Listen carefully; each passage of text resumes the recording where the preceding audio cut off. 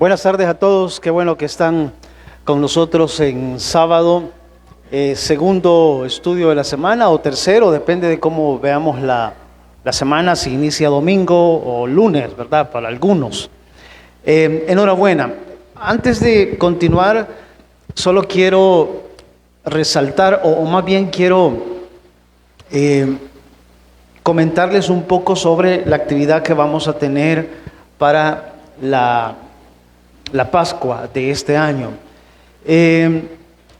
Primero voy a decir que cada año tenemos el privilegio de compartir, el privilegio de también conocer y tener personas nuevas en cada celebración.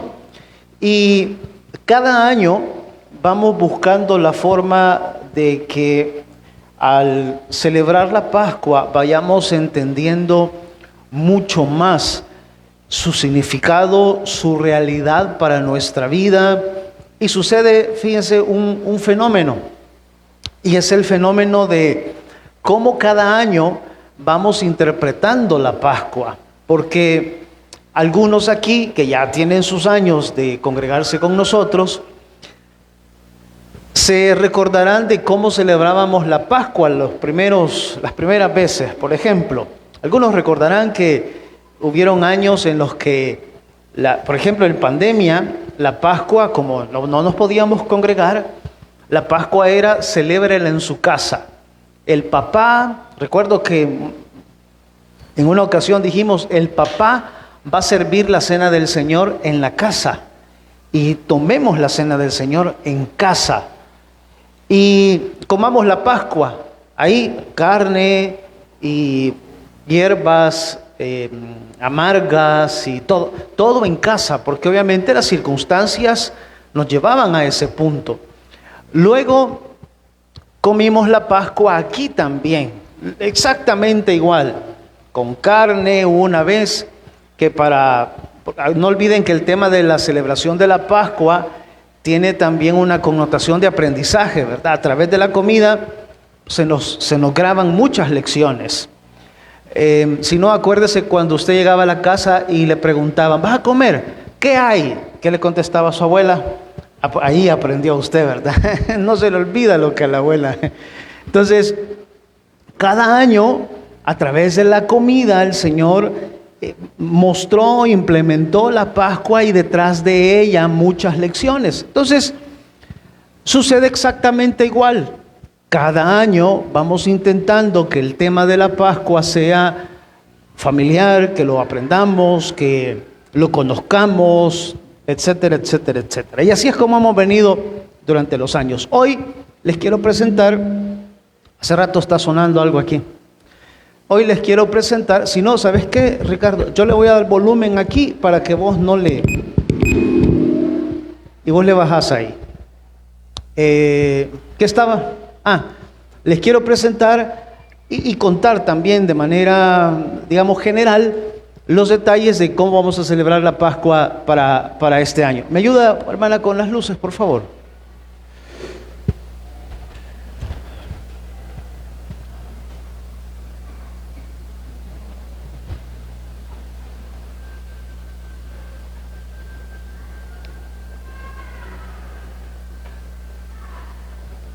Pero esa es solo la imagen, Ricardo.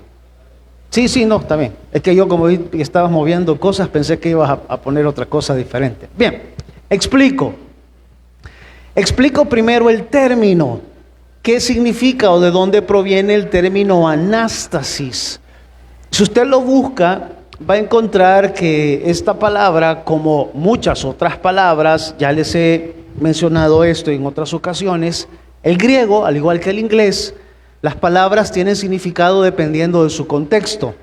De lo que viene hablando, así tiene un significado. Sucede en muchos otros idiomas y sucede en el griego. En este caso, anástasis significa levantarse, significa resurrección, significa volver, resucitar, pero como volver a la vida. Eso es lo que significa anástasis. no es un término que se refiere exclusivamente a Cristo, es un término también que se puede aplicar a la resurrección del cristiano a una nueva vida. Así lo hemos aprendido en la carta a los Romanos. Pablo ha dicho en el capítulo número 6 que por medio de Cristo nosotros hemos sido bautizados en su muerte, pero resucitados también a una nueva vida.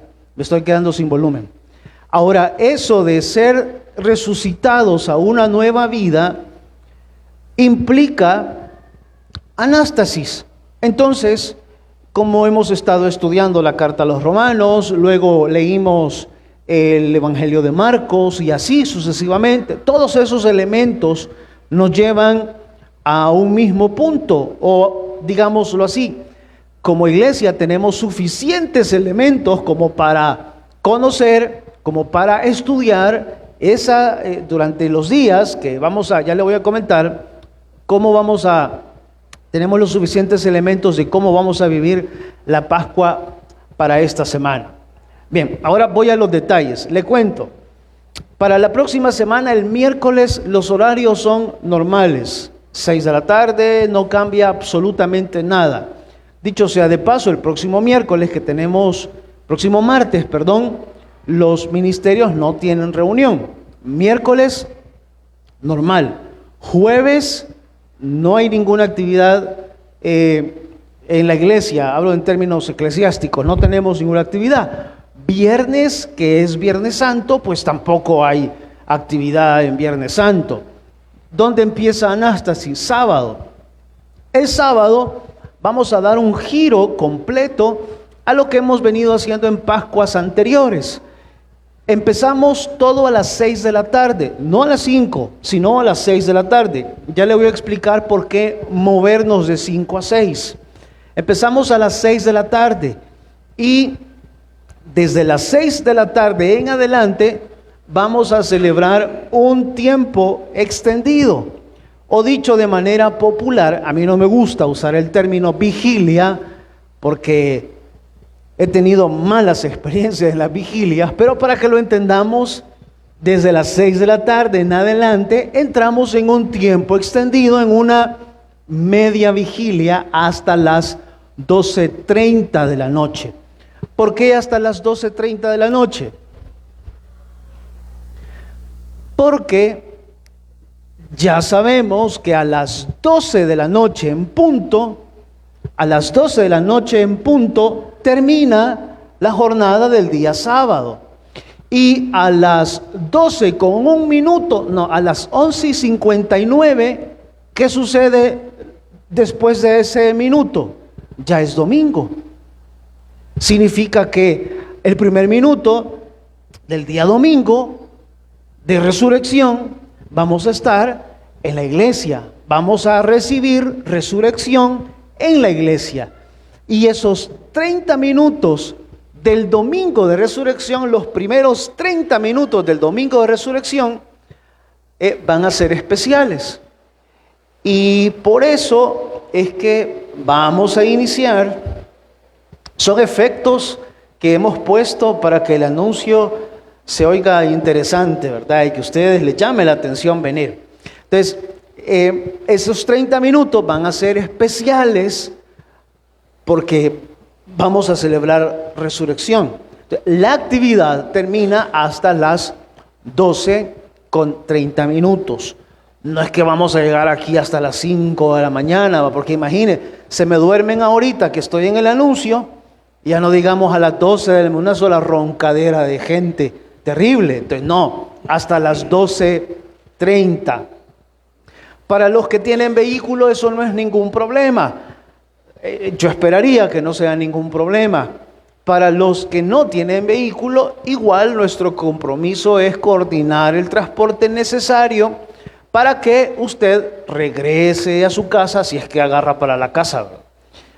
Regrese para su casa ese domingo en la madrugada, sano y salvo. Ese es nuestro compromiso. Poner el transporte o gestionar el transporte para que nos podamos congregar para ese día. Bien, y me han preguntado también sobre las camisas. Me dijeron, mire las camisas. Sí, pero fíjense que esta vez hay una variante. Y es que la camisa no va a llevar la tumba, ¿verdad? Solo lleva el término anástasis. Y por ahí una cita bíblica, que es la que vamos a ocupar como base. Pero la persona que elabora las camisas en San Salvador me dice, mire, no salen para la semana, para esa semana, por lo que significa en San Salvador. Hay lugares en donde ya martes no trabajan, miércoles hasta el mediodía, etcétera. Sin embargo, como yo sé que muchos de ustedes ocupamos y ocupan estas camisas para servir, no las ocupamos para tenerlas colgadas, ¿verdad?, de adorno, de recuerdo, sino que las ocupamos para servir o para venir a la iglesia. Cuando hay alguna actividad, venimos y traemos la camisa y enhorabuena. No van a estar, no las vamos a utilizar para sábado y domingo, pero sí en adelante. Así que, como lo he dicho siempre, la camiseta es únicamente un recuerdo de la actividad. Si usted quiere su camisa, pase ahí mismo por el módulo, deje su talla, o cantidad, páguela obviamente, porque no podemos encargar camisas si no tenemos el dinero para cancelarla, ¿verdad? Páguela obviamente y el compromiso sería entregarlas a más tardar el miércoles después de la Semana Santa. Ahí, miércoles después, a más tardar jueves, si los tiempos no nos dieran. Lo importante es la actividad, lo importante es que podamos estar, y sobre todo que este tiempo sirva para, se pueden utilizar las condiciones para que otros conozcan al Señor, familiares, amigos, que en esta época es, digamos que, mucho más flexible aceptar una invitación para vivir la Pascua desde un punto de vista bíblico. El otro compromiso que adoptamos nosotros es hacer un programa que sea de edificación, que estudiamos la Biblia, que compartamos. Hay otros detalles que obviamente están en el programa, como por ejemplo, alguien preguntaba en la reunión que tuvimos, mire, pero ¿y a qué hora vamos a cenar? Porque pues sí, vamos a estar de aquí desde las 6 hasta tales horas y la comí yo a las 7 ya tengo hambre. Y hay algunos que tienen hambre a las 7, a las 8, a las 9, a las 10, a las 11, etcétera. Bueno, esa es una gran pregunta. Para ello, el Ministerio de Capilla Infantil esa noche va a estar vendiendo cenas típicas a $1.50. Me decían lo que iba a traer, pero se me olvidó. Pero recuerdo que era plátano, huevo, chorizo, ¿qué más era? Frijoles, café, pan francés, ¿verdad? Un pan, dos panes, así, chiquititos como los que se comen, dos pan francés, $1.50. Ellos están recaudando fondos para actividades. Los tickets están desde el miércoles ahí en el módulo. Tomen en cuenta esto para dos cosas. Primero, no es obligación que usted compre cena. No es que si no va a comprar cena no puede venir. 1, 2, tome en cuenta que son pocos tickets. Y si usted nos va a acompañar y después, un día antes, yo le escribo a la hermana, no tiene ticket. Oí 8 días, 10 días, oí el anuncio y un día antes ando preguntando, la hermana, yo le escribo. No, tome en cuenta que son pocos tickets. Y solo el primer día que anunciamos ya se habían vendido varios. Entonces, a no ser que usted diga, no, yo no voy a comer, yo no voy a venir ya cenado, ¿verdad? Yo guardo comida aquí, como el camello, guardo comida y ahí voy bajando para el estómago. Si ese es su caso, enhorabuena. Pero si usted va a comprar y piensa estar con nosotros toda la noche, compre su ticket. En medio de la actividad hay 2 tiempos también de refrigerio. Café, chocolate, no sé qué otras cosas. Desde las 7 de la noche en adelante hay tiempos también para salir, luego, porque obviamente hay servidores que necesitan sentarse y luego otro grupo sirve, luego Capilla Infantil hace lo mismo, hay maestros que sirvieron en el primer turno, que van a entrar al otro turno, hay niños que deben de salir con sus papás, es decir, hay como recesos en todo el momento. Bueno, esos son los detalles, esperamos que se animen a venir, que no vengamos solos. Ayer que estuvimos con los muchachos aquí en Icon, les invitábamos también, les decíamos, vengan, pidan permiso. Acuérdense que son muchachos, la mayoría depende de los papás. Entonces les decíamos, miren, vengan, les va a gustar la actividad, vamos a tener muchas cosas, todo obviamente enfocado a la semana que estamos celebrando. Ese quizás es como el detalle más importante. Y si hay otros anuncios, sí, pero después se los voy a ir compartiendo porque ya el tiempo se me terminó. Ahora póngase de pie, por favor, minutos, segundos, póngase de pie y nos vamos a saludar. Ahí donde está, por favor, salude al menos a 5 personas. 1, 2, 3, 3 y medio. 3, 4, 4 y medio, 5, Meli, solo 2 saludó usted. ¿Quiénes fueron los 5? 5, 6. Rey, ¿cuántos saludaste vos? Cualquiera creería. Bien, gracias por hacer la dinámica y saludarse.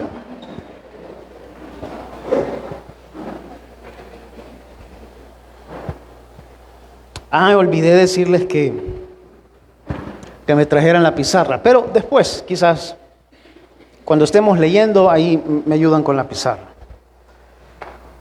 Les quiero contar algo que nos sucedió como iglesia hace unos años atrás y que, pues, pocas veces les he contado acerca de esto, pero creo que hoy lo voy a contar solo para efectos ilustrativos. No espero dañar la sensibilidad de nadie que vaya a ver este video después, ni cosa parecida. Así que les cuento. El torneo de fútbol como ministerio nació en la iglesia, en el patio del albergue en café, hace ya varios años. 6 equipos me parece que eran al principio. Y estuvimos ahí un buen tiempo, no recuerdo exactamente, pero sí un buen tiempo. Al lado de ese patio que ocupábamos como cancha, había una casa de lámina forrada, la mitad de lámina, la otra mitad de bambú. Cabían máximo unas 20 personas, creería, y ese era el lugar donde nos reuníamos. Y enfrente estaba el lugar donde jugábamos, pero gracias al Señor, con el tiempo el torneo fue creciendo. Estoy hablando de tiempo, ¿verdad? No es que automáticamente. Creció y nos dijeron que podíamos ocupar las instalaciones de la 9 de noviembre, de la casa comunal de la 9 de noviembre. En esos días, la iglesia en San Salvador hizo 2 actividades, 2 cruzadas evangelísticas aquí. Las 2 fueron en fecha de 15 de septiembre. En una de esas actividades les pedimos ayuda para mejorar las instalaciones de la casa comunal. Así que los hermanos de otros ministerios allá vinieron acá, pintaron la casa comunal, repararon canales, techos, limpiaron vidrios, porque estaba descuidado. Así lo encontramos nosotros, sucio, cerrado, descuidado, y quedó en mejores condiciones. Una vez estaba en mejores condiciones, vino una ONG, que me reservo su nombre, y dijo, queremos utilizar las instalaciones, y pues no era de nosotros, nosotros también compartíamos, así que les dieron permiso de usar las instalaciones. Ya no éramos los únicos, sino que ya habían otras personas ocupando. De lunes a viernes esta ONG funcionaba.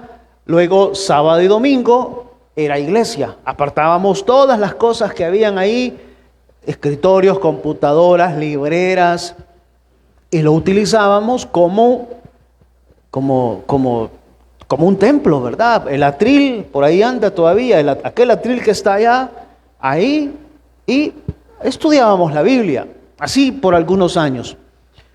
Vimos la oportunidad en la cancha.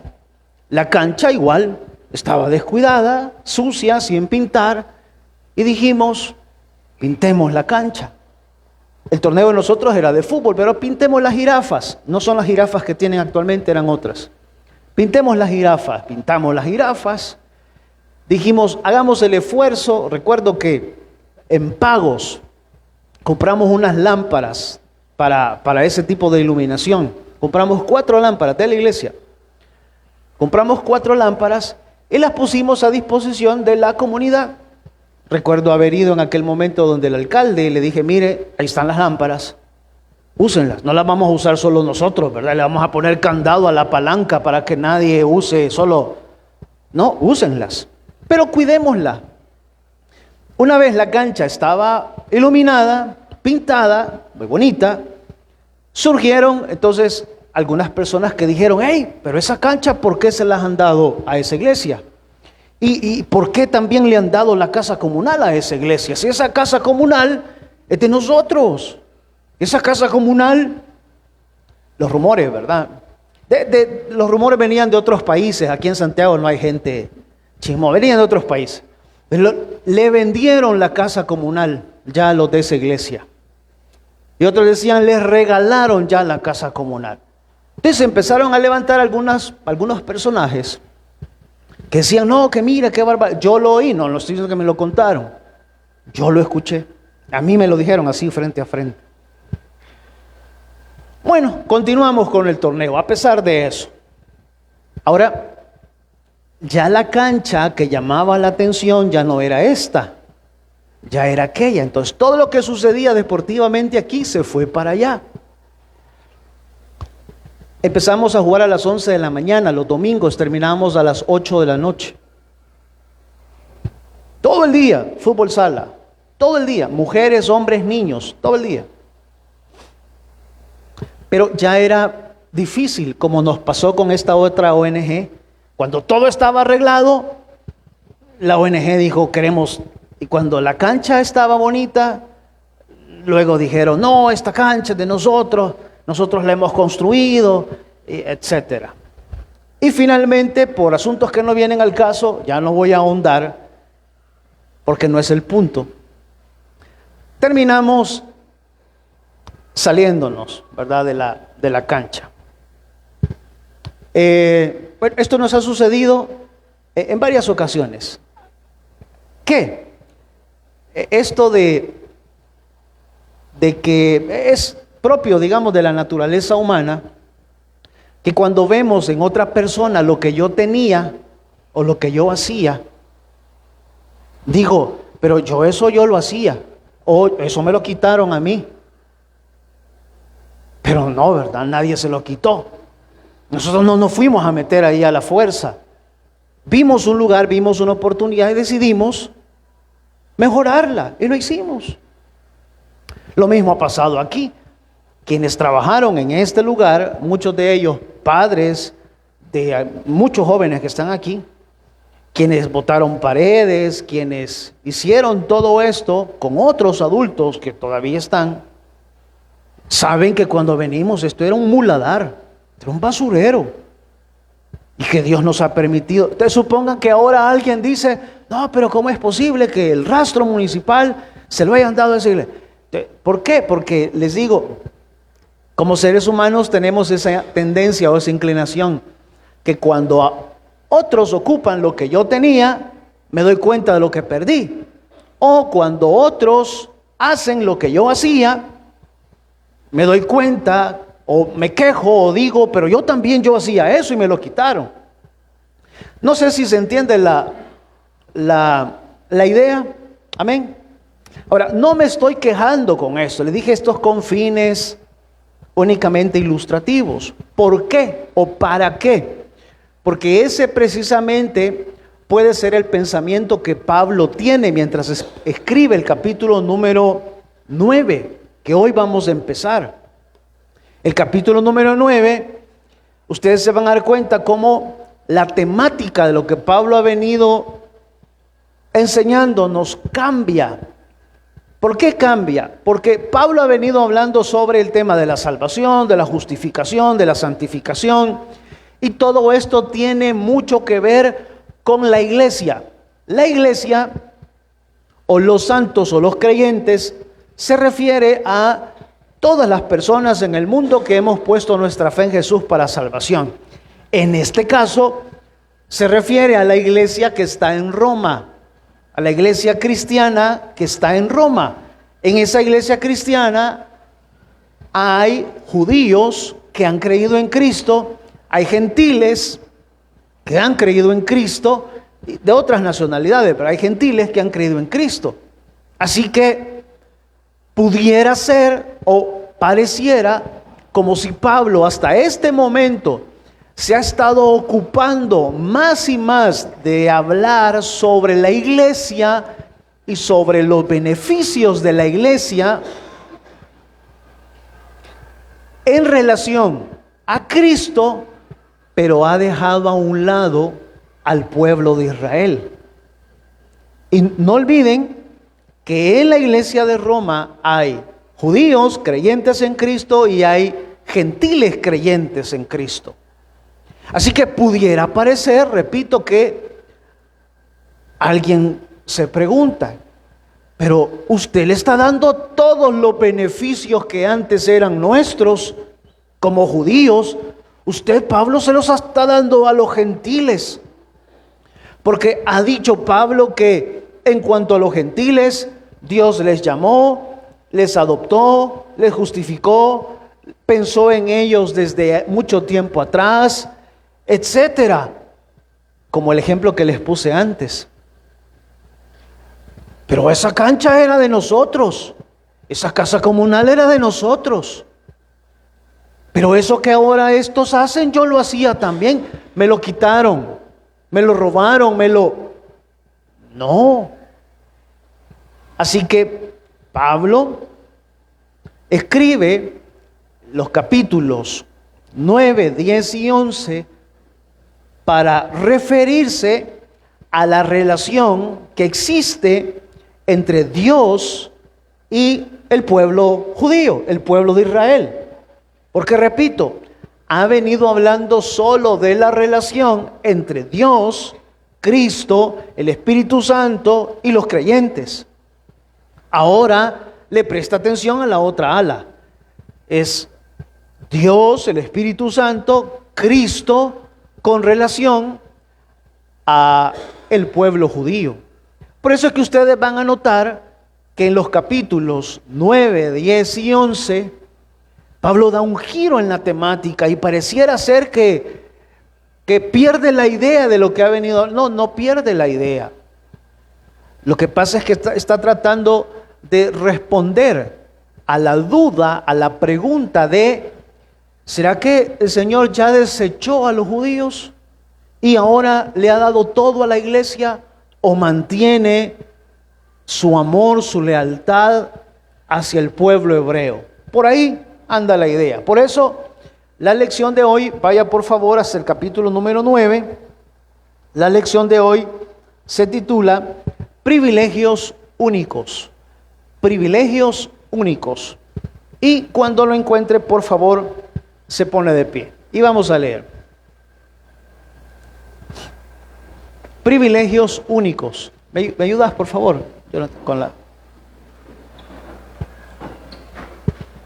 Capítulo 9, verso 1 en adelante.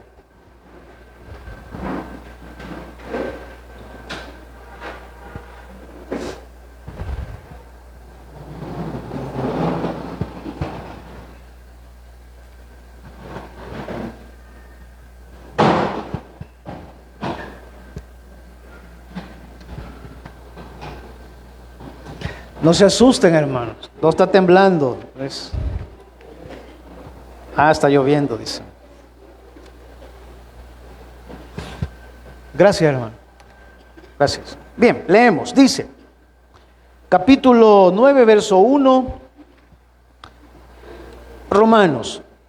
Verdad digo en Cristo, no miento, y mi conciencia me da testimonio en el Espíritu Santo, que tengo gran tristeza y continuo dolor en mi corazón, porque desearía yo mismo ser anatema, separado de Cristo, por amor a mis hermanos, los que son mis parientes, según la carne, que son israelitas, de los cuales son la adopción, la gloria, el pacto, la promulgación de la ley, el culto y las promesas, de quienes son los patriarcas, de los cuales según la carne vino Cristo, el cual es Dios sobre todas las cosas, bendito por los siglos. Amén. Hasta ahí vamos a orar. Señor, gracias por su palabra. Por favor, a través de su Espíritu Santo, ministrenos, háblenos al corazón. Permítanos de esta forma comprender cómo los privilegios que hoy por hoy tenemos implican también muchas responsabilidades. Pedimos que nos hable a través de su palabra, todo esto en el nombre de Jesús. Amén. Tome su asiento. Bien, así brevemente hablemos sobre de un pequeño bosquejo de lo que vamos a encontrar en los capítulos 9, 10 y 11. Empecemos con el capítulo 9, capítulo 10, capítulo 11. Esto es importante comprenderlo para no extraviarnos después y creer que Pablo está hablando ahora de un tema diferente, de dónde se lo sacó. No, es el mismo tema. ¿De qué trata, en términos generales, de qué trata Pablo en el capítulo 9? Su tema es la elección de Israel. Israel, entiéndase como la nación hebrea, ¿verdad? El capítulo 10 trata sobre el rechazo.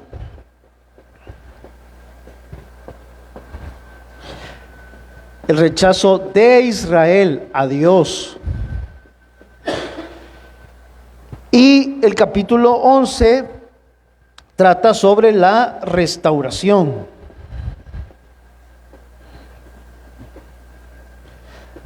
La restauración de Israel. Aquí surge aquel conocido texto que dice que todo Israel será salvo. Y hay un gran debate, ¿verdad? Si esto Pablo está hablando de todo Israel en general, ¿será salvo o no? Cuando lleguemos a ese punto vamos a hablar. Pero me gustaría nada más subrayar esta parte. Israel. ¿De qué Israel estamos hablando? Aquí esto tiene tres tiempos o tres momentos. Lo voy a explicar de esa forma. Primero, todos sabemos, solo voy a tomar como ejemplo el término Israel como nación. Todos sabemos que el pueblo hebreo ha vivido diferentes momentos, tiempos, épocas, temporadas, como usted lo quiera llamar. El primer momento es el Israel histórico, ¿verdad? ¿Cuál es el Israel histórico? Histórico a el pueblo de Israel que salió de Egipto. Moisés lo llevó, estuvieron 40 años ahí en el desierto, dando vueltas por su incredulidad. Muere toda la generación en el desierto y la segunda generación y unos pocos de la primera entran a la tierra de Canaán. Se establecen en ese lugar, Canaán, ¿verdad? Libro de Josué, libro de Jueces. Luego viene el periodo de la monarquía, libros de Samuel, Reyes, Crónicas, etcétera. Esto es el Israel histórico, ¿verdad? El Israel histórico. Luego hay otro periodo o otro momento, otra parte de Israel que le vamos a llamar el Israel en los tiempos de Jesús.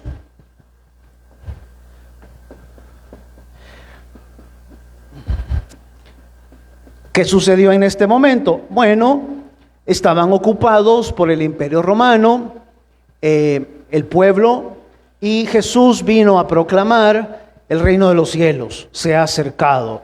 Mucha gente creyó en Cristo como el Mesías.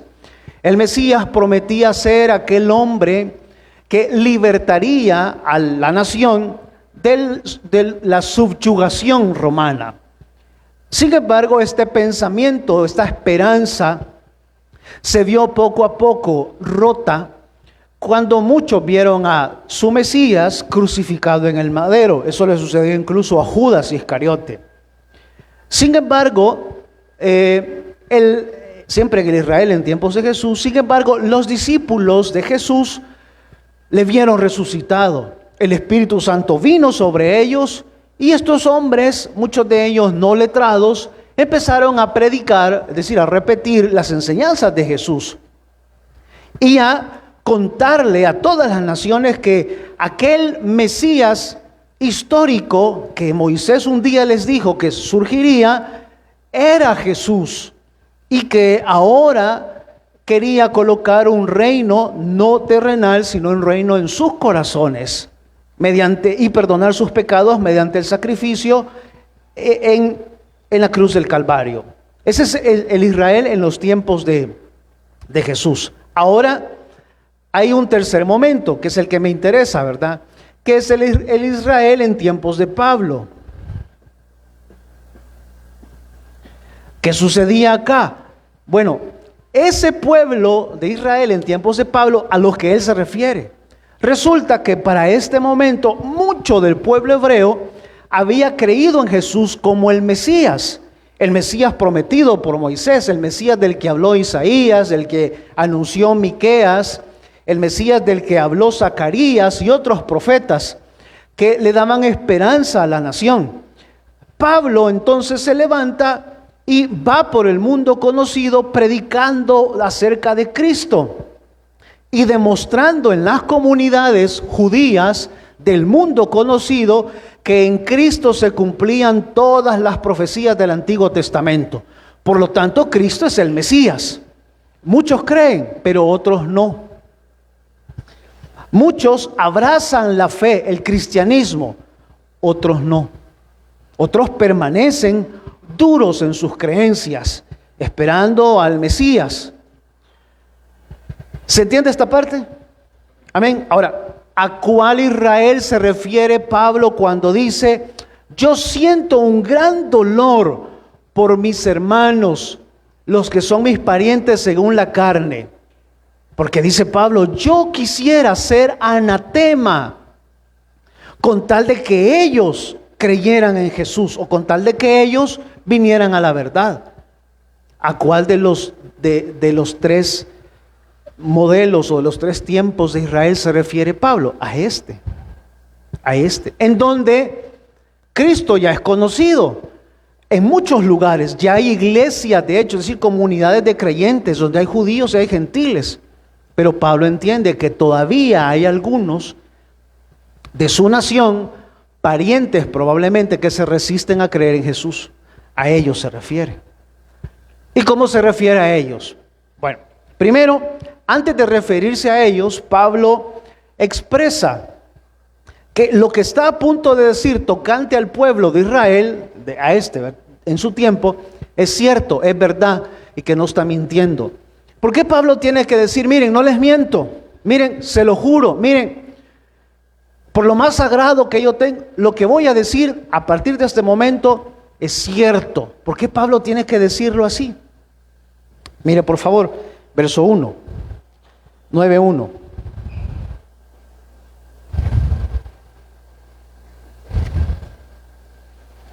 Dice: verdad digo en Cristo. ¿Qué cosa? ¿Por qué Pablo dice no miento? Bueno, solo podemos especular.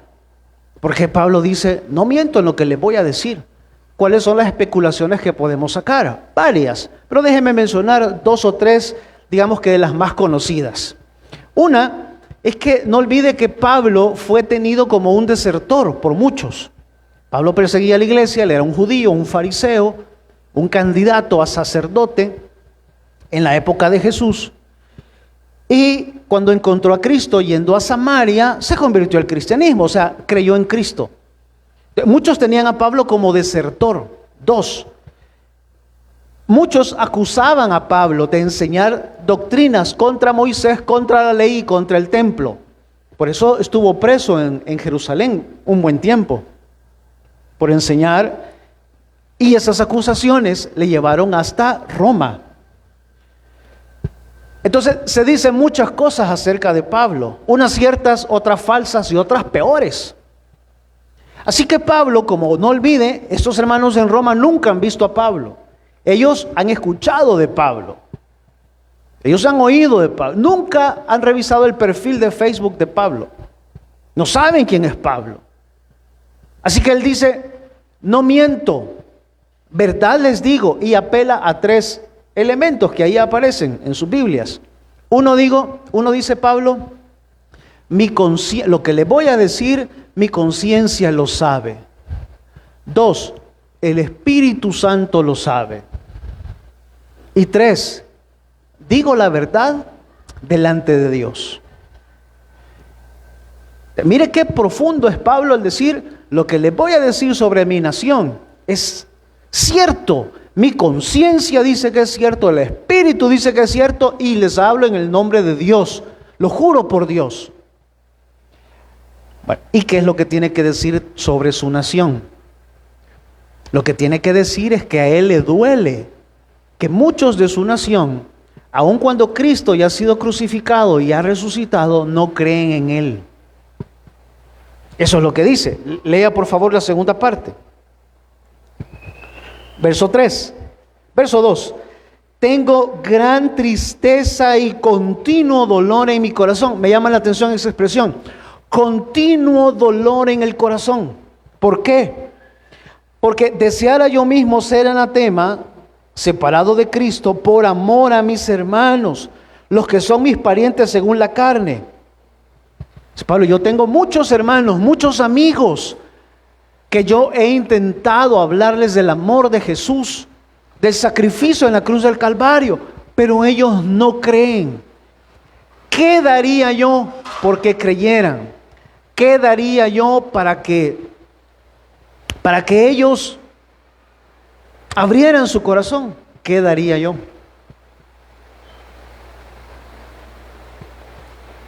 No sé si se entiende la idea. Amén. Ok. Bueno. Aquí déjeme hacer la primera aplicación. Primero, ¿cuántos han tenido dolor de oído? Levanta la mano. ¿Dolor de oído? Dolor de oído, muchos. Dolor de muela. Muela. Muelas, muelas, muelas. ¿Qué dolor es más agudo, más fuerte? ¿El del oído o el de muela? Según la experiencia el de oídos. ¿Alguien dice que no, que el dolor de muelas es más terrible? Es más duro el dolor de muela. Bueno, en ciencia, el dolor se mide del 1 al 10, ¿verdad? El médico dice, del 1 al 10, ¿qué tanto te duele? Si te aprieto aquí. 1, me decís, y mete los dedos, ¿verdad? El doctor. ¿Cómo no me va a doler? Me está metiendo los dedos en el estómago. Pero 10 es un dolor que puede llevar a una persona al shock, a perder el conocimiento. Hay otra forma de medir el dolor. Y es por la expresión en el rostro de la persona. Cuando el paciente está ahí, la enfermera o el doctor ve que le duele mucho y su gesto en la cara dice, doctor, no aguanto, muchacho, ayúdeme, no aguanto. Dice, realmente no aguanta, porque su rostro refleja que ella no aguanta. ¿De qué hace la enfermera? Se va a tomar un café, ¿verdad? No. ¿Qué hace la enfermera? Va y atiende, ¿verdad? Dice, mire, hay una persona con un dolor fuerte.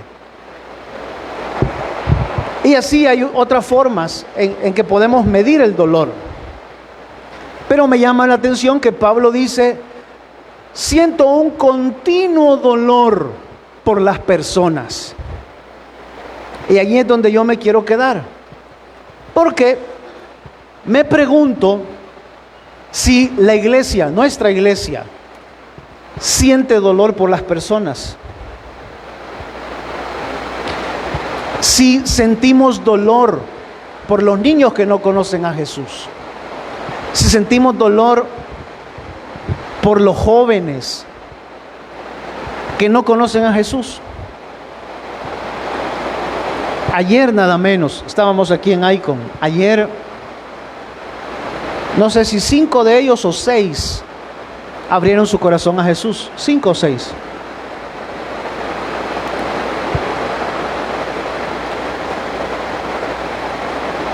La pregunta es, ¿sentimos dolor cuando vemos a una niña que vive sin su mamá, sin su papá, con una tía está viviendo? No tiene oportunidad para estudiar. Tiene 16 años y llegó hasta 3er grado. Anhela estudiar.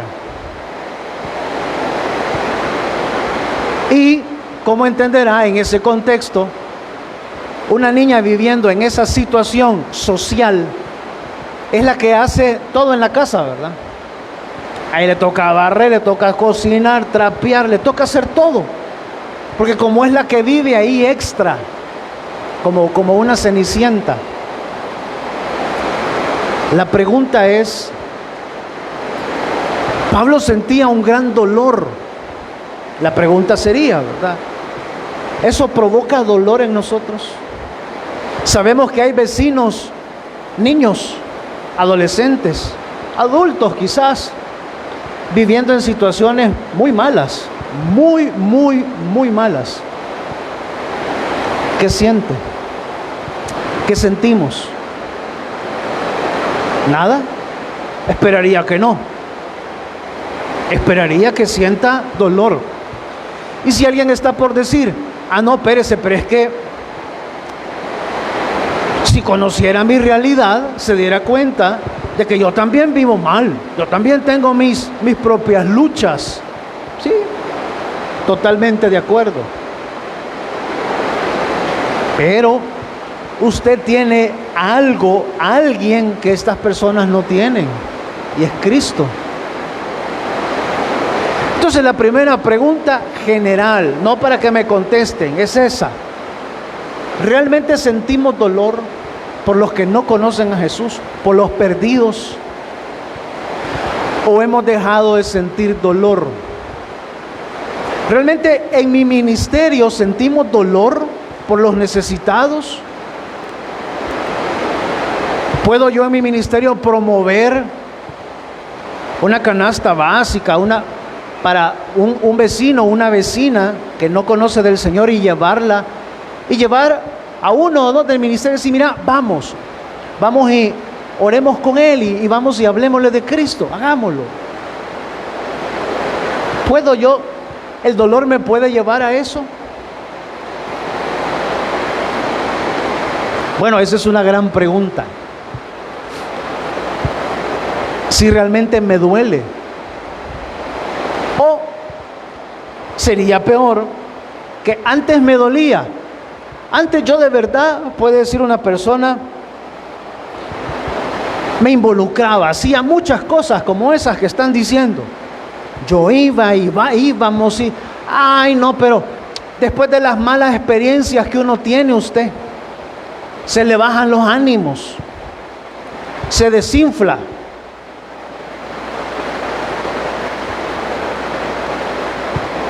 Bueno, es probable, ¿verdad?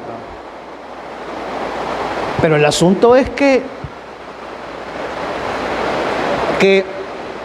nuestra vocación por los perdidos, por los no alcanzados, no debería de depender del clima social que tengo, de las amistades, de mis circunstancias, porque es un dolor. Le dije que Pablo estaba preso cuando escribió esta carta. Dice, siento gran dolor por mis parientes, los que no conocen quisiera yo ser anatema.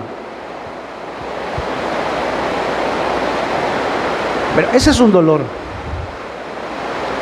Si por alguna razón hemos dejado de sentir ese dolor del que yo les acabo de hablar, creo que es un buen momento para orar de manera individual y decir: Señor, la verdad es que me ha dejado de interesar el dolor ajeno, la desgracia ajena, porque tuve malas experiencias. Le regalé una canasta o le di unos zapatos a una persona, los vendió, a los 2 días ya estaban publicados. Le regalé una camisa y dijo que quizás la camisa la había tenido guardada porque estaba toda comida en las cucas de aquí del cuello. Y a partir de ahí yo dije: no, ya no le vuelvo a dar nada a nadie porque la gente no agradece.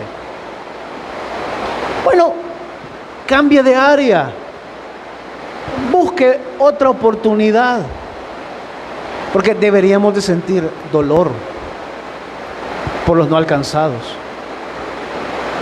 ¿Se comprende esta parte? Amén. Bueno, si acaso como iglesia hemos dejado de sentir dolor, se debe a 3 razones. Una, puede ser que como iglesia estamos demasiado ocupados en las cosas que no nos han mandado a ocuparnos. Ya ve que nos llenamos de cosas que no son prioridad en la iglesia. Presupuestos, estoy poniendo ejemplos, que los colores de las paredes del templo, construyendo para arriba. No digo que eso está mal, solo estoy poniendo ejemplos. Vamos a construir, está bien, hay tiempo para construir, pero sin dejar de hacer lo que se nos ha pedido que hagamos, que es: vayan, id, prediquen el evangelio. Entonces, nos estamos distrayendo de cosas que no debemos.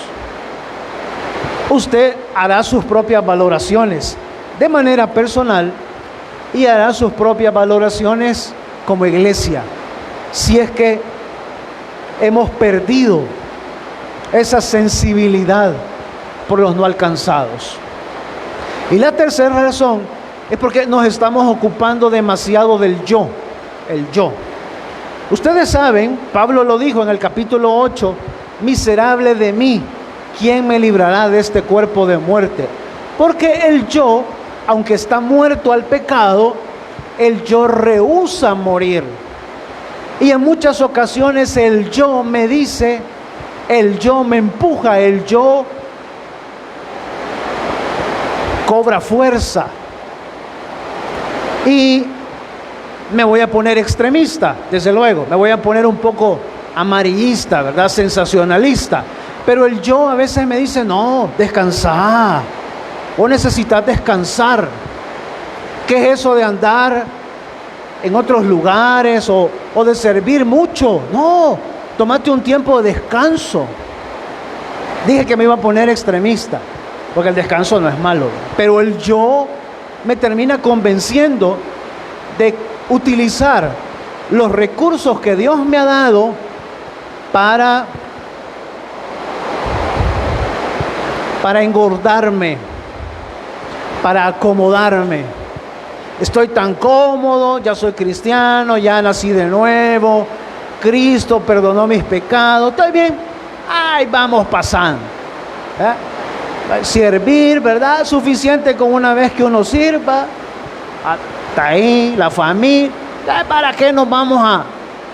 El yo puede ser la tercera razón por la que algunas personas, no todas, algunas personas pierden de vista que nuestra razón de ser en este lugar, en la tierra, es ser luz a los que no creen. Es mostrarles el amor de Cristo. Ahí en la universidad, en el instituto, en la escuela. Si ustedes vinieron el día viernes, se dan cuenta cómo hay desfile de uniformes. Porque fíjense que uno que va a una escuela invitó al otro, el otro invitó al otro. Ayer hubieron 3 personas que vinieron por primera vez, 4 por ejemplo. Todos venían uniformados. ¿Y quién te invitó? Este. ¿Y a vos quién te invitó? A mí aquel. ¿Y a vos? Este que está aquí. Uno invita a otro, otro invita al otro, otro invita al otro. Entonces, es una pregunta interesante, ¿verdad? ¿En qué punto estoy yo? Esperarían ninguno. Mi yo me está arrullando, me estoy ocupando de lo que no me debo de ocupar, estoy distraído en cosas que no son necesarias. Esperaría ninguno está en ese punto, pero Pablo dice, yo siento un gran dolor por los perdidos, por los necesitados. ¿Se entiende esta parte? Amén. Bueno, ya no nos quedó tiempo. Mañana vamos a continuar con la otra parte del capítulo.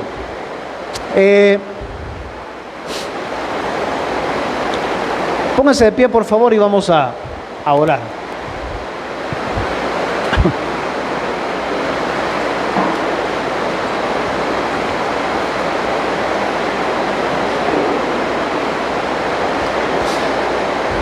Oramos. Señor, gracias por amarnos, gracias por su Espíritu, que siempre es el que nos lleva a toda verdad, nos convences de pecado y de justicia, Señor.